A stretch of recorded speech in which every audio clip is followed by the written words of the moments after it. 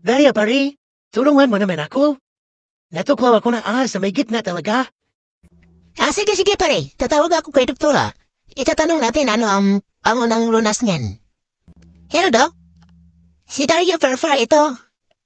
Itatanong ko lang sana kung anong pangunang lunas ng natuklaw ng ahas. Saan daw siya banda natuklaw? Pare, tinatanong ng doktor kung saan banda ka daw talaga natuklaw. Dito pare, sa gitna talaga. Sa pool ang tumay ko. Hello, doktora. Sa may baba daw niya. Anong dapat ang una naming gawin? Sa baba. Sa may paa siguro. Ang gawin mo, sisip-sipin mo doon mismo kung saan siya natuklaw, okay? Anong sabi ni doktora? Sabi niya, hindi ba na daw kakayanin? Matitigok ka na daw.